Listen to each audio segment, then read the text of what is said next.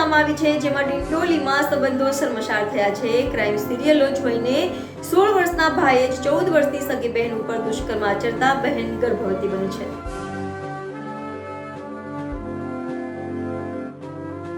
સુરતમાં ફરી શર્મસાર ઘટના સામે આવી છે। ભાઈ બહેનના પવિત્ર સંબંધને શર્મસાર કરે તેવો કિસ્સો ડિંડોલી પોલીસની હદમાં બન્યો છે, જેમાં 16 વર્ષના સિગરેટ ટીવી પર ક્રાઇમ પેટ્રોલ અને સાવધાન ઇન્ડિયા સિરિયલમાં સેક્સ રિલેટેડ સીન જોઈ સગી બહેનને પીંખી હતી। સગા ભાઈએ 14 વર્ષની બહેન પર 3 વાર રેપ કર્યો છે।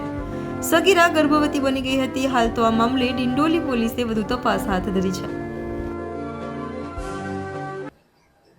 ડિંડોલી પોલીસ સ્ટેશનમાં એક પોસ્કોના ગુના દાખલ થયો છે, શું છે?